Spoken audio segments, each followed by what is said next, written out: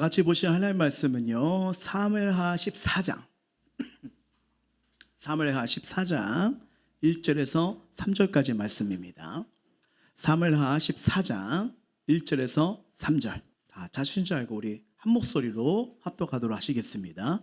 수의 아들 요압이 왕의 마음이 압살롬에게로 향하는 줄을 알고 드고와 사람을 보내 거기서 지혜로운 여인 하나를 데려다가 그에게 이르되 청하건대 너는 상주가 된 것처럼 상복을 입고 기름을 바르지 말고 죽은 사람을 위하여 오래 슬퍼하는 여인같이 하고 왕께 들어가서 그에게 이러이러하게 말하라고 요압이 그의 입에 할 말을 넣어 주니라. 아멘. 자, 오늘은 돌아왔지만 하나님께 돌아오지 않았습니다 라는 말씀을 가지고 함께 은혜를 나누고자 합니다. 자, 오늘은 맥주감사주일이죠. 이 맥주감사주일은요, 하나님께서 이스라엘 백성에게 지키라고 명하신 3대 절기 가운데 하나입니다. 자, 이스라엘을 애굽에서 구원받은 걸 기념해라, 이게 6월절이고요. 그리고 첫 열매를 하나님께 드리라, 7절, 이게 오늘 드려지는 맥주절이죠. 그리고 또 하나의 절기가 뭐냐면 모든 수확을 마치고 감사하는 초막절, 그러니까 우리가 11월 달에 드릴 추수감사절 아시죠? 바로 이것이 하나님께서 드리라는 절기예요. 출애굽기 23장 16절 말씀 볼까요? 시작. 맥주절을 지키라. 이는 내가 수고하여 밭에 뿌린 것에 첫 열매를 거둠이니라 라고요. 여러분, 하나님께서요, 이 첫 열매를 드리게 하신 것은 단순히 추수를 기념하기 위해서가 아닙니다. 뭐냐면 이 열매는 내 노력으로만 얻은 게 아니라 하나님께서 주신 은혜의 선물이라는 걸 믿음으로 고백하고 믿음으로 깨닫길 원해서 이 절기를 주신 거죠. 여러분, 씨를 우리가 뿌릴 수는 있지만 햇빛과 비를 내가 마음대로 씁니까? 오늘 햇빛이 필요하다, 비타 임하라. 비가 필요하다, 비가 내려야 되나 이런다고 자연이 그렇게 움직이던가요? 아닙니다. 햇빛과 비를 주신 것도 하나님이고 생명을 자라게 하신 것도 하나님의 은혜입니다. 근데 사람은요, 시간이 지나면 은혜를 쉽게 잃어버려요. 자, 이스라엘 백성이 광야에서 만나를 먹을 때는 감사했어요. 와, 하나님이 먹이시구나. 근데 익숙해지니까 뭐예요? 왜 만나만 주냐고 불평하기 시작했죠. 여러분, 홍해를 건널 때 기억나십니까? 와, 하나님 살아계시다고, 와, 길을 여셨다고 막 찬양을 했잖아요. 근데 건너고 물이 없자 왜 우리를 이끌어가서 죽이냐고 하면서 또 원망을 했던 거. 왜 그럴까요? 사람은요, 받은 은혜보다 아직 해결되지 않은 문제를 더 크게 볼 때 나에게 베푸신 은혜를 잊어버리더라고요. 그래서 하나님께서 우리의 연약함을 알기 때문에 이 절기를 통해서 잊지 말라, 여기까지 인도하시는 이가 나 여호와인 줄 기억하라고 이 절기를 우리에게 주시는 거예요. 그래서 여러분, 맥주감사주일은요, 단순히 지난 반년의 열매를 감사하는 절기가 아닙니다. 지난 반년 동안 하나님께서 우리를 또 어떻게 붙들어 주셨는지, 얼마나 많은 위기가 있었어요, 아픔이 있었어요, 어려움이 있었어요. 근데 하나님이 지켜주셨고, 어떤 은혜로 오늘 이 예배의 자리로 인도하신지를 기억하는 믿음의 절기가 맥주 감사 주일입니다. 이걸 가지고요, 오늘 본문을 한번 같이 봤으면 좋겠어요. 오늘 사무엘하 14장을 보시면요, 여기 세 사람이 나오는데 이들도 하나님이 베푸신 은혜를 잊어버려요. 눈앞의 문제, 눈앞에 해결되지 않는 것, 그리고 내가 바라는 것들이 이루어지지 않았을 때 나에게 베푸신 은혜를 잃어버린 자들이 나와요. 먼저 다윗이 나와요. 다윗은요, 아들을 사랑했지만 지금 사랑과 공의에서 결단하지 못하고요, 군대장관 요압이 있어요. 그는 하나님의 뜻을 구하기보다는 자신의 지혜로 문제를 해결하고자 해요. 그리고 다윗의 아들 압살롬이 나와요. 근데 그는 하나님께서 베푸신 은혜보다 아직 이루어지지 않는 것 때문에 마음이 빼앗겨서 인생이 무너지는 걸 보게 됩니다. 결국 사람들은 각자의 방법으로 문제를 해결하고 하지만 아무도 하나님 앞에서 자신의 상태, 마음을 돌아보진 않습니다. 상황과 환경은 바뀌었어요. 근데 마음이 회복되지 않고 하나님 관계가 회복되지 않으니까 여전히 삶의 상처와 분노와 아픔은 계속 쌓여있는 것을 보게 됩니다. 여러분, 오늘 이 14정을 이해하시려면 지난주 설교를 기억하셔야 돼요. 기억하십니까? 그죠? 오늘은 맥주 감사주니까 일단 은혜만 기억하십시오. 지난주 우리가 23장 말씀을 봤잖아요. 다윗의 가정에 안타까운 사건이 일어난 걸 기억하시죠? 암놈이 이복녀의 다말을 욕망으로 버림했고요. 압살롬은 그 일에 분노하여 2년 동안 복수를 준비하죠. 그리고 다윗의 장자 암논을 죽입니다. 그리고 압살롬은 외조부가 있는 구슬로 도망갔어요.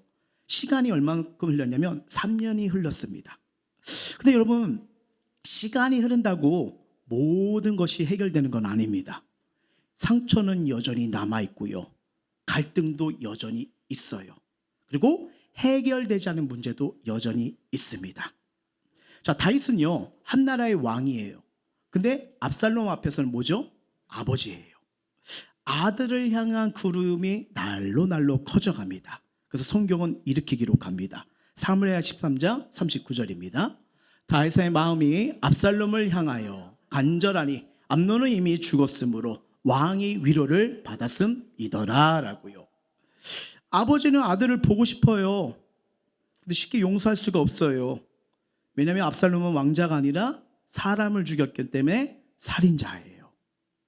여러분, 한 나라 왕이 살인자를 아무 일 없다고 받아들이면 공의와 법칙이 무너집니다.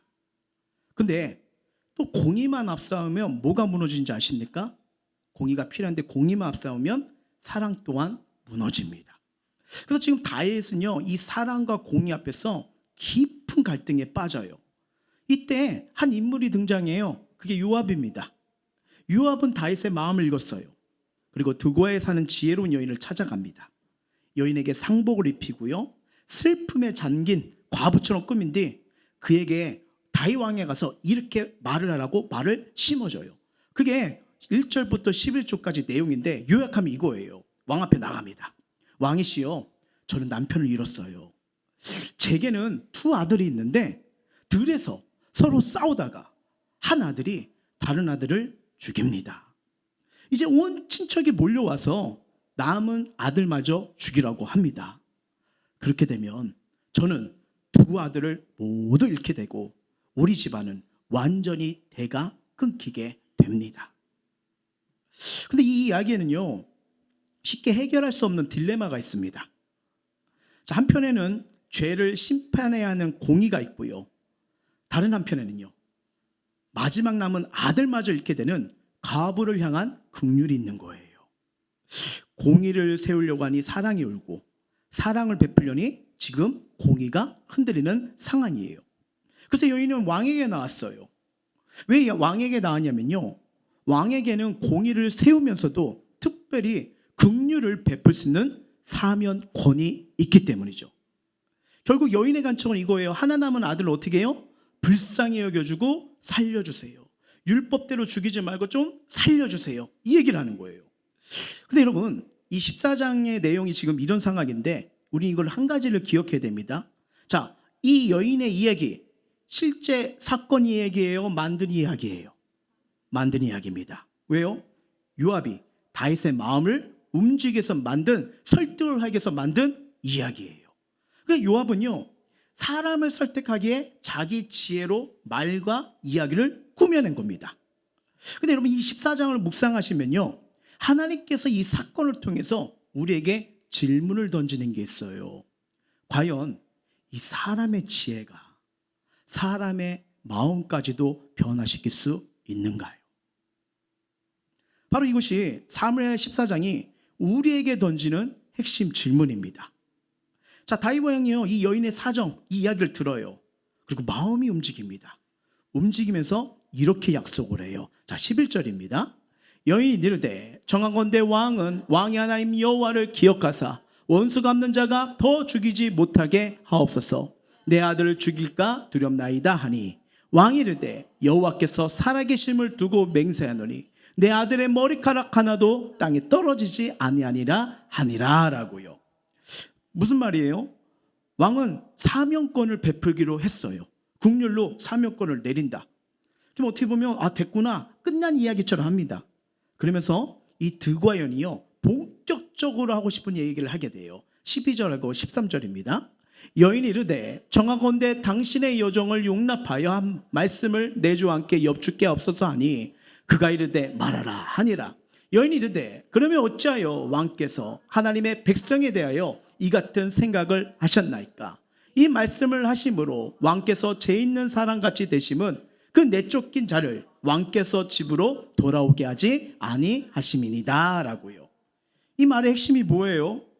아니, 왕께서는 제 남은 한 아들을 살려주시면서 왜 왕의 아들 압살롬은 돌아오게 하지 않는 겁니까? 그 순간 다윗이 깨달아요. 이거 우연이 아니구나. 아, 요압이 꾸민 계획이구나. 그리고 이 여인이요, 다윗의 마음을 더 설득하기 위해서 이렇게 말합니다. 14절입니다. 우리는 필경 죽으리니 땅에 쏟아진 물을 다시 담지 못할 것 같으오니 하나님은 생명을 빼앗지 아니하시고 방책을 베푸사 내쫓긴 자가 하나님께 버린 자가 되지 아니하게 하시나이다 라고요. 여러분, 이 말씀 보면 되게 은혜로운 말씀 아닙니까? 하나님은 죄인을 버리지 않으시고요, 돌아올 길을 열어주시는 긍휼의 하나님이십니다. 근데 이 말씀이 나온 상황을 놓쳐서는 안 돼요. 이 여인은요, 하나님 뜻을 선포하러 나온 여인이 아닙니다. 다윗의 마음을 움직여서요, 누구예요? 압살롬을 예루살렘에 돌아가려는 요압의 계획을 위해서 이 말씀을 전한 자일 뿐이에요. 다시 말해 이 말은 하나님 직접적인 선언이 아닙니다. 요압이 계획을 위한 자기의 설득과 자기의 지혜일 뿐인 거예요. 근데 이 다윗이요, 이 설득을 받아들이고요, 압살롬을 예루살렘으로 돌아오게 합니다. 이 말이 됐네? 아싸, 됐다. 역시 내 생각대로 됐어. 뭔가 해결되는 것처럼 보여요. 근데 여러분, 우리가 알다시피 이 14장 보고 15장 쭉 보면요, 그 일이 해결되지 않은 걸 압니다. 무슨 말이냐면요, 아무도 변하지 않았어요. 다윗도 변하지 않았고요, 압살롬도 변하지 않아요. 그리고 죄도 해결되지 않아요. 그러니 뭐예요? 상처도 여전히 치유되지 않아요. 자, 사람의 말은 사람의 마음 움직일 수 있습니다. 사람의 지혜는 또 문제를 풀어가는 방법을 제시할 수도 있잖아요. 그런데 이 사람의 지혜는 사람의 마음까지는 변화시키지 못해요. 자, 오늘도 마찬가지입니다. 우리는 문제를 해결하는 기술을 많이 배우잖아요. 유튜브나 책을 통해서 대화하는 방법도 배우고요, 상담받는 거 좋은 책도 막 있지 않습니까? 근데 하나님 없이 문제만 해결하고 하면 뭐냐면 다시 그 문제가 반복돼요. 풀자. 그래. 근데 그 문제가 일주일 뒤, 한 달 뒤, 또 몇 개월 뒤 계속 똑같은 문제에서 또 드러나고 이야기하고 아파하고 괴로워하는 일들이 있지 않습니까? 예를 들어 보십시오. 부부가 크게 다투었습니다. 시간이 지나 다시 함께 밥 드세요, 안 드세요? 그 드시잖아요. 함께 생활합니다. 겉으로는 화해한처럼 할 수 있어요. 근데 마음속에는 그때 당신이 했던 말 아직도 잊혀지지 않아요. 뭐예요? 상처가 여전히 남아있는 거예요. 그러다가 작은 일에, 비슷한 일에 또 뭐예요? 그 상처가 또 터져 나옵니다. 왜 그랬을까요? 문제는 지나갔지만 마음이 회복되지 않은 거예요. 부모와 자녀도 마찬가지입니다. 아이가 잘못했어요. 당연히 부모는 야단치고 사건을 끝난 것처럼 얘기합니다. 근데 그 이후에 아이의 마음을 품고 대화하지 않으면 상처는 또 그대로 남아요. 몇 년이 지나도 그 상처가 관계를 무너뜨리는 경우가 있습니다. 일터도 마찬가지예요. 직장에서 상사에게 상처를 받아요. 동료와 오해가 생겼습니다. 겉으로는 괜찮습니다 하고 일을 하죠. 출근도 합니다. 근데 그 마음속에는 볼 때마다 서운함과 분노가 쌓여요. 그러면 그 사람의 말 한마디에 예민하게 반응하고 작은 일도 크게 받아들이고요, 결국 일하는 기쁨도 잊어버려요. 희한하죠? 환경은 그대로인데 마음이 무너지니까 다 힘들어져요. 교회도 마찬가지죠. 원치 않지만 성도와 관계 속에 마음이 상했습니다. 셀에서 서운한 일이 생겼습니다. 겉으로는 웃으며 예배드릴 수 있어요. 근데 마음이 닫혀 있는 거예요. 그러니까 은혜 가운데, 기도 가운데 이런 것들이 막히기 시작합니다. 왜 그럴까요? 문제가 해결된 게 아니에요. 잠시 덮어진 것 뿐이에요. 그래서 요압의 계획대로 압살롬 예루살렘에 돌아온 거예요. 근데 여러분 이 14장을 묵상하시면요 이상한 장면을 봅니다. 그게 24절이에요. 읽어봅니다. 왕이 이르되 그를 그의 집으로 물러가게 하여 내 얼굴을 볼 수 없게 하라 하매 압살롬이 자기 집으로 돌아가고 왕의 얼굴을 보지 못하니라 라고요. 여러분 잘 보세요. 압살롬이 돌아왔어요? 안 돌아왔어요? 돌아왔어요. 근데 아직 용서받지는 않았어요. 그게 뭐냐면 예루살렘에 들어왔지만 아버지의 관계가 뭐예요? 회복되지 않은 겁니다. 자, 같은 도성 안에 있어요. 근데 마음은 뭐예요? 먼 곳에 있는 거예요. 어떻게 보면 이 말씀이 오늘 본문의 가장 슬픈 장면이라고 생각합니다. 왜 이런 일이 일어났을까? 다윗은 아들을 사랑했어요. 그런데 죄를 어떻게 다루어야 할지 결단하지 못했어요. 압살롬도 마찬가지죠. 집으로 돌아왔지만 먼저 아버지 앞에 나가 제가 잘못했어요. 제가 우둔했어요. 용서했어요. 라면서 그 실수와 상처 아픔을 서로가 보담아주고 나아갈 방을 했는데 그 누구도 이 부분을 하나님 앞에서 회개를 안 한 거예요. 자, 자연스럽게 인사했어요. 안부 전했어요. 라고 했지만 이 원인이 뭐였어요? 죄였잖아요. 이걸 하지 못하니까 관계는 있었지만 마음이 회복되지 않았어요. 그리고 하나님 관계도 회복되지 않았어요. 그리고 성경은요 여기서 매우 의미 있는 장면 하나를 기억합니다. 25절입니다. 온 이스라엘 가운데에서 압살롬같이 아름다움으로 크게 칭찬받는 자가 없었으니 그는 발바닥부터 정수리까지 흠이 없음이라 라고요. 여러분 갑자기 이렇게 나오는데 압살롬의 이야기를 외모를 얘기합니다. 지금까지는 부자 간의 갈등을 얘기했잖아요. 근데 갑자기 외모를 설명해요. 자, 이거는요 외모를 칭찬하기 위한 말씀이 아니에요. 사람들이 보는 것과 생각하는 것과 하나님의 시선이 얼마나 다른지를 성경은 말해주는 거예요. 자, 사람들 보면 압살롬 봅니다. 키도 크고요 얼짱이에요. 머리카락도 많아요. 엄청나. 여러분 옛날 고대 때 머리카락에 맞는다는 건요 부와 상징을 말하는 거거든요. 그 성경에 뭐예요? 흠이 있대요 없대요? 머리부터 발까지 핫이슈. 엄청난 사람입니다. 예, 우와 대단하다. 역시 왕이니까 다르구나. 막 이렇게 생각하는 거예요. 그렇죠? 근데 하나님이 보시는 건 그의 얼굴, 그의 육체 이게 아니에요. 자, 겉모습은 흠이 없었어요. 근데 하나님 보고 계세요. 여전히 압살롬의 교만, 분노, 회개하지 않는 죄가 그대로 남아있음을 성경은 말하는 거예요. 그래서 하나님은요 외모보다 먼저 마음, 우리 중심, 우리의 태도를 보십니다. 우리도 신앙생활 하면 겉모습은 얼마든지 좋아 보일 수 있어요. 예배도 드립니다. 봉사도 합니다. 헌금 생활도 합니다. 맡겨진 사역도 충성스럽게 합니다. 모두 귀한 일이에요. 근데 하나님께서 가장 먼저 보시는 것은 우리의 직분, 우리의 봉사, 외적인 모습이 아니라는 거예요. 하나님은 지금도 저와 여러분의 믿음과 마음을 보십니다. 하나님께서 원하는 건 사람 앞에서 좋은 모습이 아니라 하나님 앞에서 바른 믿음이라는 거예요. 여러분 한번 생각해 보십시오. 우리 삶 속에 얼마나 무너뜨리는 것들이 많습니까? 원망과 불평 나올 수 있죠. 근데 그건 점점 믿음을 무너뜨려요. 그리고 믿음 없는 선택은 하나님의 뜻보다 내 뜻을 앞세우게 합니다. 그런 마음, 그런 삶, 참된 회복은 일어날 수가 없지요.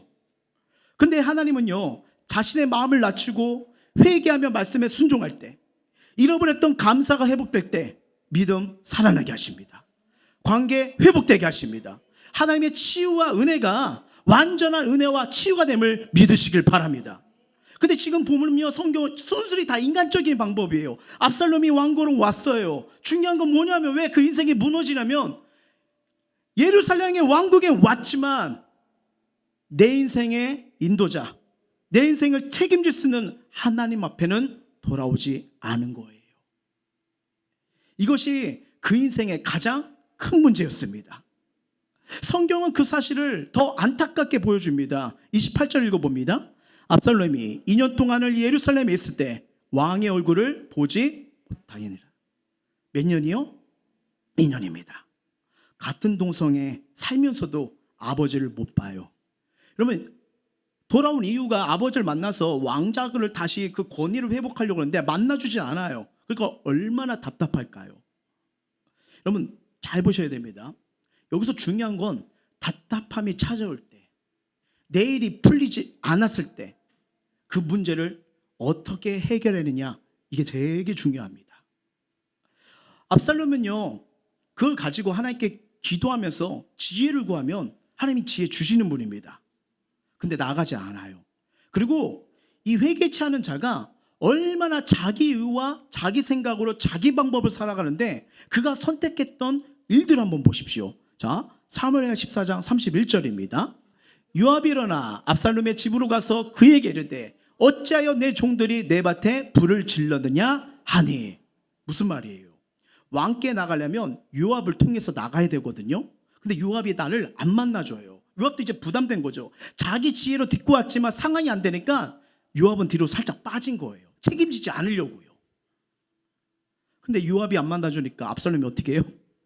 요압의 보리발에 어떻게 해요? 보디발이라네? 보리밭 어떻게 합니까?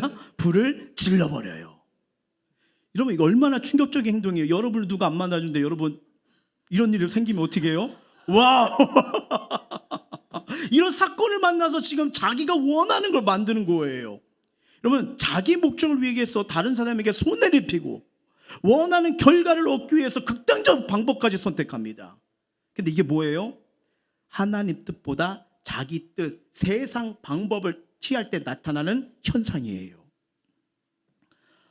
안타까운 건요, 회개하지 않는 사람은 하나님 때를 기다리지 못합니다.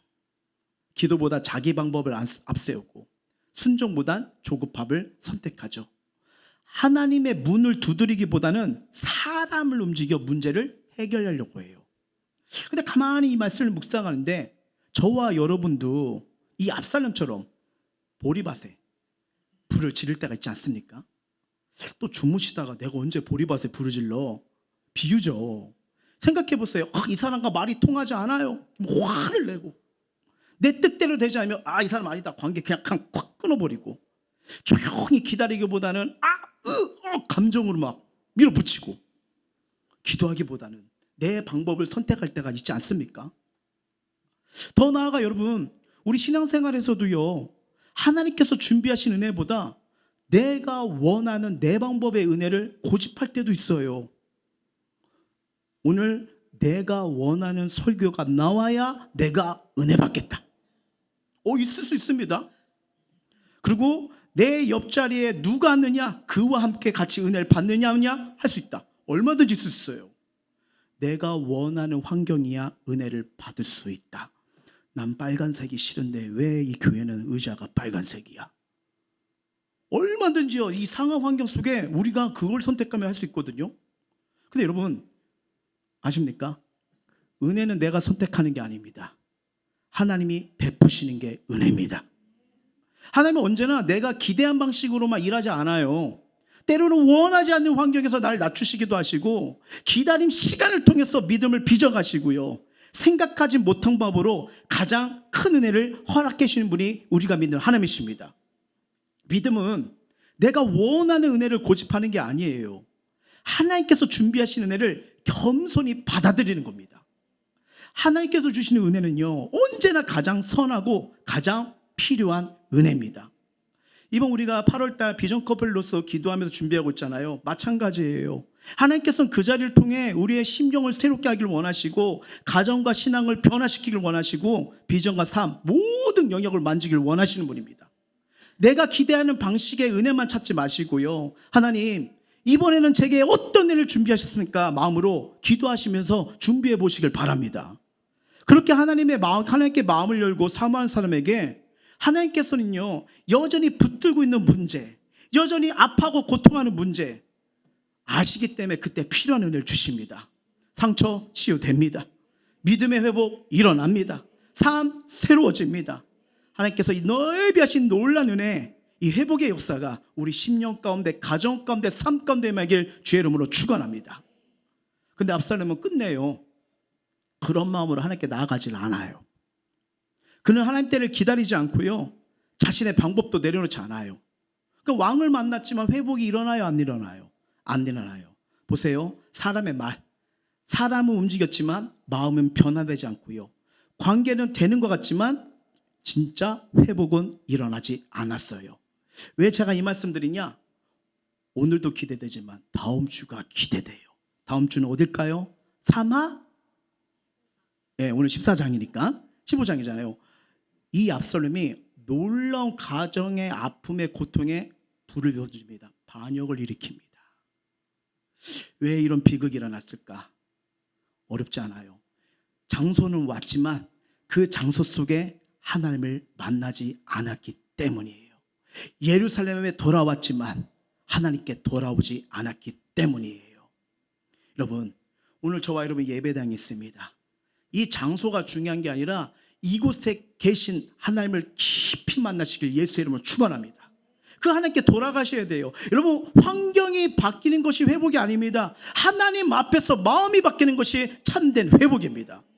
생각해 보세요. 직장만 바뀌면 행복하시죠? 제가요, 옛날에 어떤 교회에서 참 재밌는 걸 봤어요. 이분이 이렇게 상담을 했는데 목사님 기도해 주세요. 이 직장 가면 좋아질 것 같아요. 그러다가 한 며칠 뒤에 이 직장 다니는 분이랑 상담했거든요. 이분이 얘기하는 게 이분이 여기가 아니에요. 이 직장 가면 행복해질 것 같아요. 그래서 어떤 분을 만났더니 가장 처음이 다니시는 그분이 낮은 바쁜이 뭐예요? 저 여기 가면 행복해질 것 같아요. 이렇게 얘기하시는 거예요. 아닙니다. 내가 변화돼야 돼요.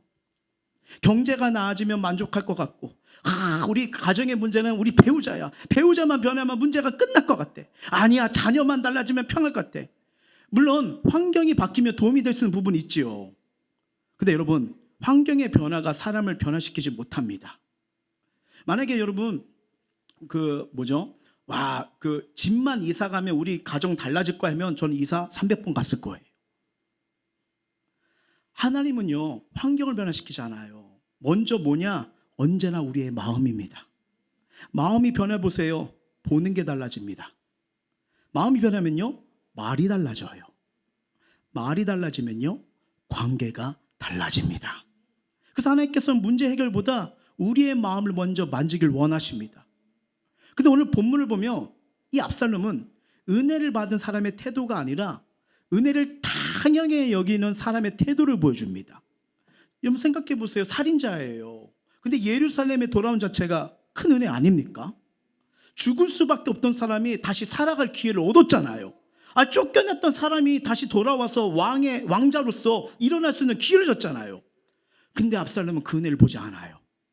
돌아오고 계신 하나님보다 아직 이루어지지 않는 거, 내 원대로 되지 않는 것에 마음을 빼앗깁니다.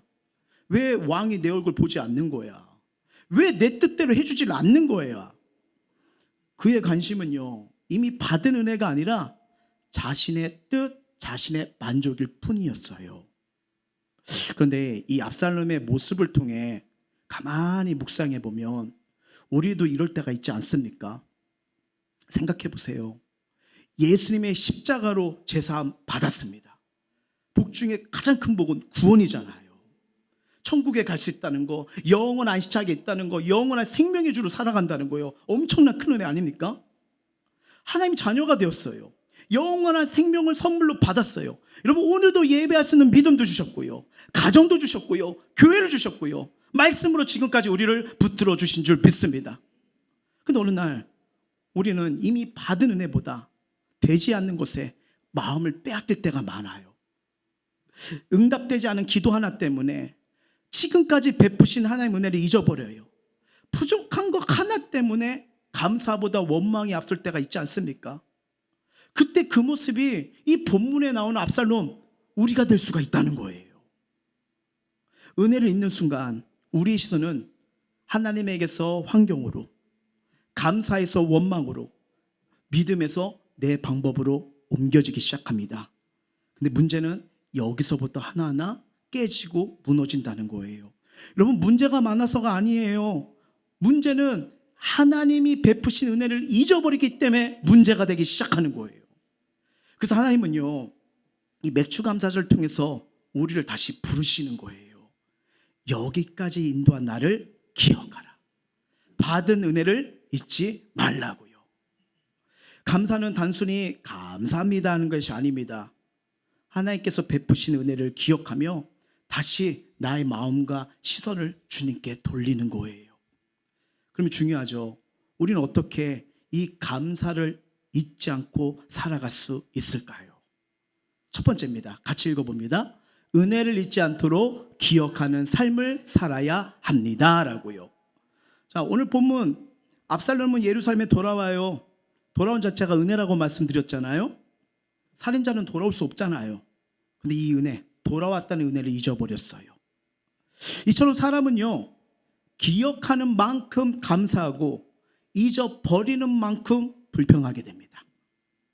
그래서 하나님께서 우리에게 맥주 감사절을 허락하신 거예요. 지난 반년 동안, 지금 여러분 5년 전, 10년 전 일 다 생각납니까? 그냥 짧게라도 반년 동안 베푸신 하나님의 은혜를 기억해보라는 거예요. 한번 우리의 삶을 돌아보시길 바랍니다. 물론 바쁘게 살다 보면 힘들 때 붙드셨던 하나님도 잊어버릴 수 있고 오늘까지 인도하신 하나님의 은혜 잊어버릴 수 있어요. 그래서 직장이 있어도 더 좋은 직장이 보이지 않는다고 불평할 수 있고요. 건강하게 살아가면서도 아픈 것 하나 때문에 감사하지 못할 수가 있어요. 가정이 있어도 부족한 것만 보이고 교회가 있어도 은혜보다 불편한 것만 보이기 시작합니다. 그러면 감사 사라지죠.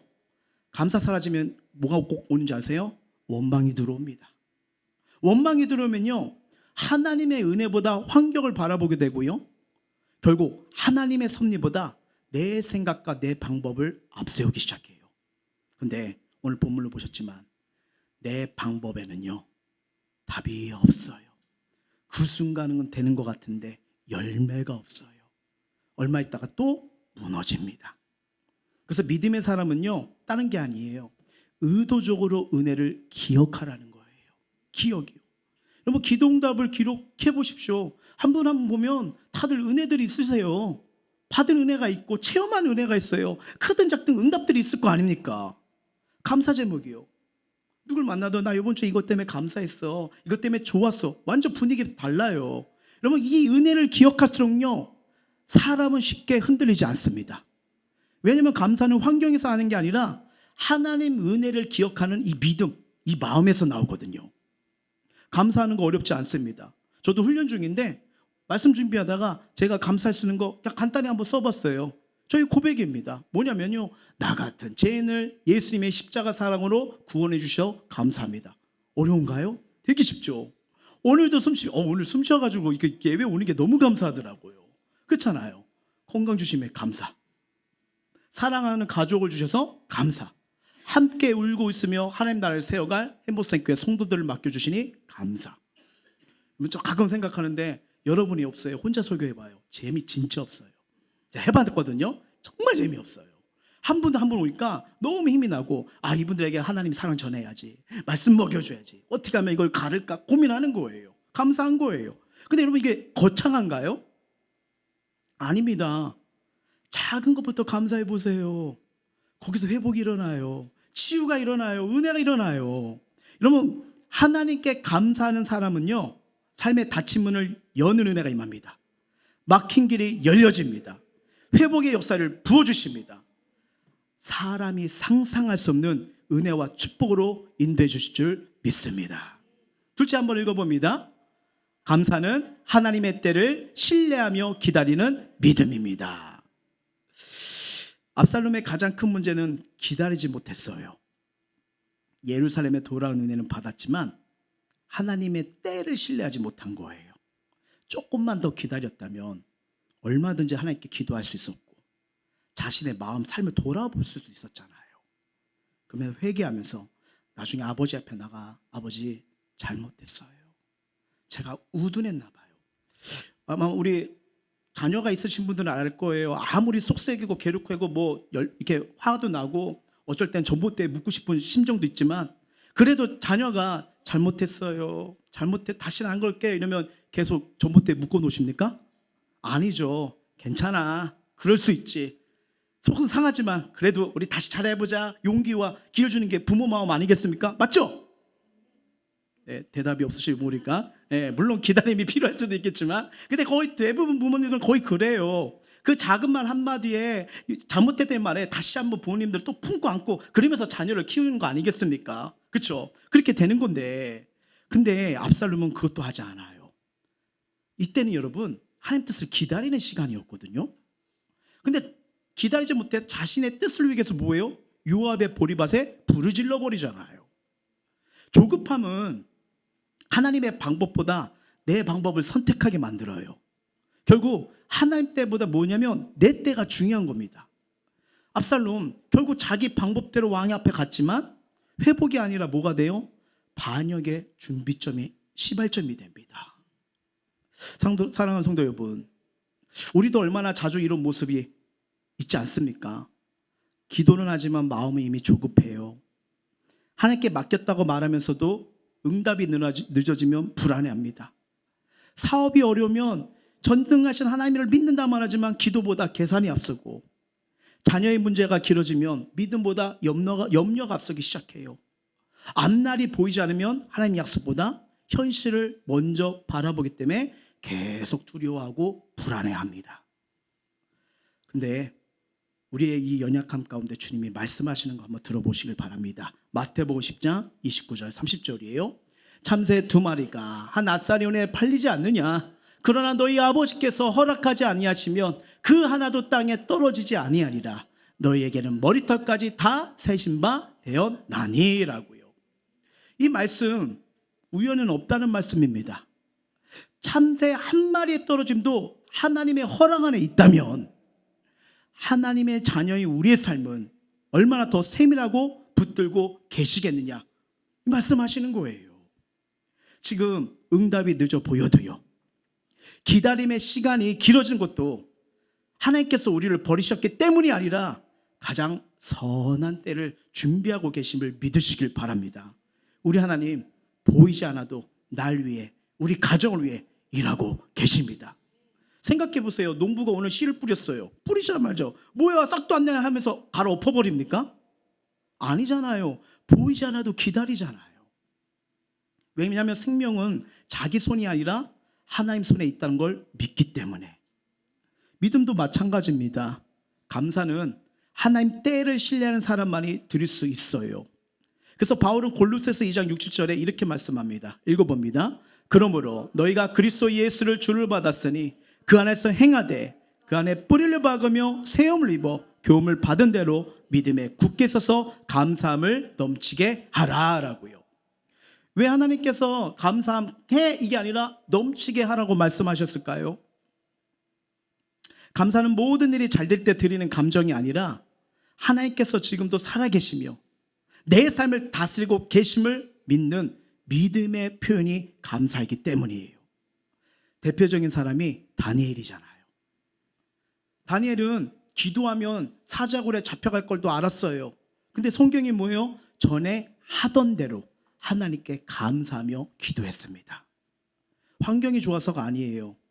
그럼에도 하나님은 여전히 살아계시고 자신의 삶을 인도하고 계심을 믿기 때문에 감사한 거예요. 하나님께서는 그런 다니엘의 믿음을 기뻐하셨고요, 사자굴에서 그를 지키십니다. 근데 압살롬은 조급함으로 자기 길을 선택해요. 하지만 다니엘은 감사함으로 하나님 때를 기다렸잖아요. 결국 어떻게 됩니까? 조급함, 자기 지혜로 나간 압살롬은 뭘 준비를 해요? 반역의 길로 나가기 시작합니다. 하지만 다니엘은요, 하나님의 영광을 나타내는 믿음의 거부가 되기 시작합니다. 오늘 매추감사주일, 하나님께서 우리에게 원하시는 감사는 과거의 은혜만 기억하는 감사가 아닙니다. 지금도 하나님께서 일하고 계심을 믿고 앞으로도 가장 선한 때 선한 길로 인도하신 것을 신뢰하는 믿음의 감사입니다. 이런 이야기가 있어요. 직원들에게 대우가 좋기로 소문난 이 한국에 있는 외국계 기업에서 이 신입사원 채용 공고를 냈습니다. 그 지원자 중에 1차, 2차 필기와 면접을 거친 후 이 5명, 수많은 사람들이 떨어지고요, 이 5명의 최종 예비 합격자가 선정된 거예요. 그래서 인사부장이 이들 5명에게 3일 이내에 최종 결과를 알려줄 거라고 통보를 한 겁니다. 그래서 이 5 지원자들은요, 초조한 심정으로 결과를 기다렸죠. 자, 5명 중에 유일한 여성 지원자가 있었는데 며칠 후에 회사로부터요, 다음 같은 내용의 이메일을 받아요. 귀하께서 저희 회사에 지원해 주셔서 감사합니다. 그런데 안타깝게도 귀하는 이번에 저희 회사에 채용되지 않았습니다. 회사가 채용할 인원이 제한되어 있어서 귀하처럼 재능 있고 뛰어난 인재를 모시지 못하게 된 점을 매우 애석하게 생각합니다. 마음이 아플까요? 안 아플까요? 아프죠. 아프죠. 한편으로는 이메일에 담긴 근데 어림이로운 내용에 이 여인이 감동을 받아서요, 다음과 같이 짧은 감사로 응답 메일을 회사로 보냈대요. 어떻게 보냈냐면, 감사합니다. 부족한 저를 최종 5인 합격자의 명단에 포함시켜 주신 걸 만족합니다. 앞으로 하시는 모든 일들이 잘 되시길 바랍니다. 아울러 기사의 일취월장과 무궁한 발전을 기원하며 감사의 마음 간직하겠습니다. 여러분, 우리가 죄송합니다, 이번에 같이 함께 일하지 못해서 안타깝네 이렇게 받으면 우리는 그냥 네 하고 딴 데 알아봐야지, 맞잖아요. 이미 이전 코스 지나갔으니 보라 새 것이다 오지지 하면서 막 이게 두들기지 않겠습니까?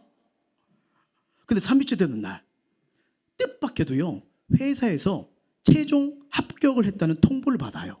이게 뭘까요? 알고 보니 그녀가 받았던 불합격 통지 이메일 내용이 마지막 시험이었대요. 즉 5명의 지원자가 남았을 때 지원자 5 모두가 그녀와 똑같은 불합격 통지를 받았는데, 이 회사에 감사 메일을 보낸 사람은 오직 그녀 한 분뿐이었대요. 제가 읽어보면서 몇십 년 전 다른 교회에 이력서를 낸 적이 있었는데 떨어진 적이 있었거든요. 아, 내가 이런 메일을 한번 보냈어야 되는데, 이런 메일을 보냈어야 되는데. 근데 여러분, 이걸 보면서 이 여성이 합격한 이유는 단순히 감사 메일을 보냈다 이 뜻이 아니에요. 결과보다 먼저 감사할 줄 알고, 원하는 걸 얻지 못해도 상대의 수고를 인정하고 감사할 줄 아는 인격이 있는가 없는가, 회사는 그걸 보는 겁니다. 여러분, 감사는요, 결과가 좋아서 하는 게 아닙니다. 감사는 하나님이 선하시고 지금도 내 삶을 가장 좋은 길로 인도하고 계심을 믿기 때문에 드리는 믿음의 고백인 줄 믿습니다. 말씀 맺도록 할게요. 오늘 이 사무엘하 14장은 우리에게 한 사람의 비극을 보여줍니다. 압살롬 집으로 돌아왔고 예루살렘에 왔어요. 근데 중요한 건 뭐냐면, 내 인생을 만지고 변화시키는 하나님 앞에 돌아오지는 않았습니다. 이거 하나님 앞에 돌아오지 않는 거, 하나님과 함께하지 않는 거, 되는 것 같고 같지만 결국 뭐예요? 열매가 없고 얼마든지 무너질 수밖에 없다는 걸 말해줍니다. 저와 여러분, 우리의 모습은 어떠하십니까? 혹시 예배는 드리지만 여전히 마음은 세상을 향하고 있지는 않으십니까? 교회는 다니지만 여전히 원망과 불평, 조급함과 내 뜻을 붙들고 살아가고 있지는 않으십니까? 하나님은요, 오늘 이 말씀을 통해서 환경만 변하면 돼 이게 아니라 내게 돌아오라고 말씀하십니다. 오늘 이 맥주감사주일 하나님께서 찾으시는 거는요, 하나님께 돌아오는 마음이에요. 받은 은혜를 기억하고 감사하고, 아직 응답되지 않은 일도 하나님의 선하심을 믿고 맡기는 믿음입니다. 오늘 이 예배가 예배를 마치고 돌아가는 시간이 아니라 하나님께 다시 돌아오는 우리 삶의 터닝포인트, 변화의 기점이 되길 예수의 이름으로 축원합니다. 하나님께 마음이 돌아오면 감사가 회복돼요. 감사가 회복되면 믿음 살아납니다. 믿음이 살아나면 하나님께서 우리의 가정과 일터, 교회 가운데 사람이 할 수 없는 회복과 놀라운 은혜를 부어주실 줄 믿습니다. 이 놀라운 은혜가 다시 한번 일어나길 예수의 이름으로 축원합니다. 찬양하겠습니다.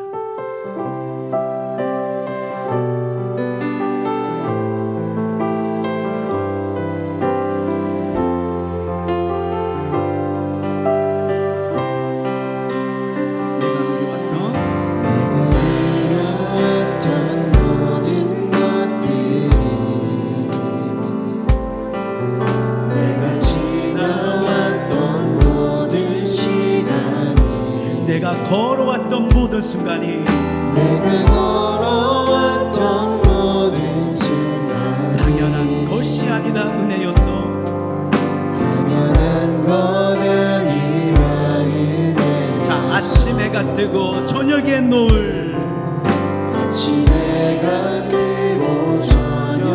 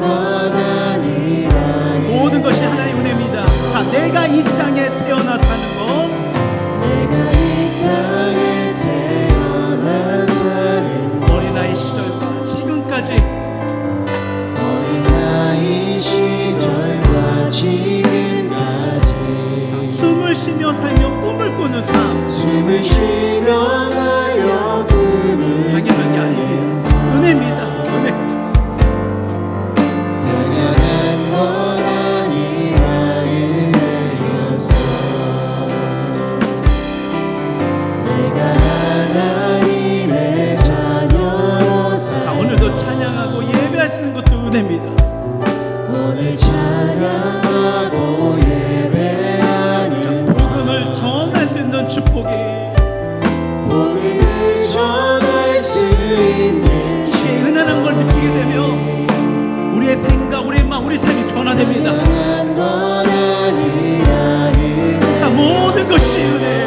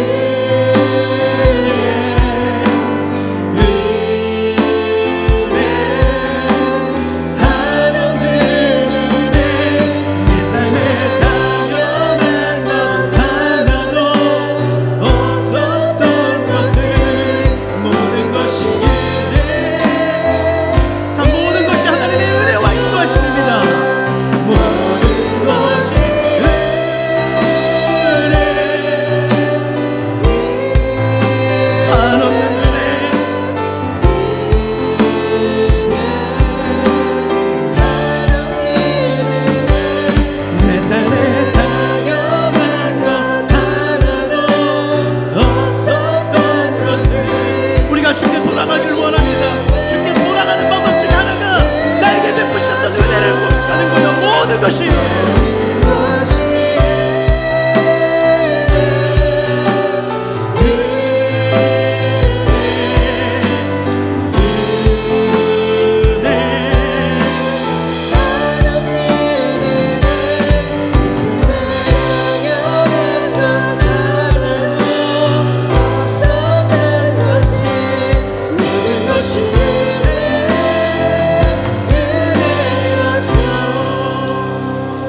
말씀을 가슴에 새기면서요, 오늘 14장 우리에게 한 사람의 비극을 보여줘요. 예루살렘에 돌아왔지만 하나님께 돌아오지 않았어요. 몸은 돌아왔지만 마음은 돌아오지 않았고요, 은혜가 있음에도 불구하고 감사하지 않았고요, 하나님 때를 기다리지 못하고 자신의 방법대로 살아가요. 결국 그의 인생을 회복이 아니라 반역으로 생명으로 끝을 나는 걸 보게 될 겁니다.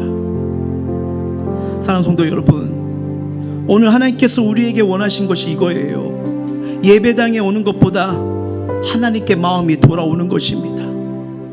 받은 은혜를 기억하고 감사하고 아직 응답되진 않은 일도 하나님의 선하심을 신뢰하며 기다린 거예요. 그럴 때 하나님께서는 우리의 마음을 새롭게 하여 주시고요, 가정과 일터 교회 가운데 사람이 할 수 없는 놀라운 회복과 은혜의 역사를 이루실 것입니다.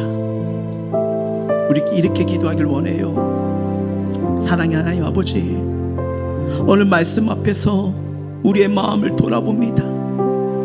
압살롬처럼 몸은 돌아왔지만 하나님께는 돌아오지 못했던 나를 용서하여 주옵소서. 받은 은혜는 잊어버리고 부족한 것만 바라보며 원망하고 하나님 때를 기다리지 못한 믿음 없음을 회개합니다. 지금까지 우리를 붙드시고 인도하신 모든 것이 주님의 은혜였음을 고백합니다. 앞으로도 우리의 삶이 내 뜻이 아니라 주님의 뜻을 신뢰하며 감사하게 하시고, 어떤 환경에서도 은혜를 기억하며 순종하게 하여 주옵소서. 그리고 이 은혜와 감사가 넘쳐서 가정에도 감사의 축복이, 일터에도 감사의 역사가 일어나는 감사의 통로, 축복의 통로가 되게 하여 주시옵소서. 우리 마음을 토하고 입술 열어 간절히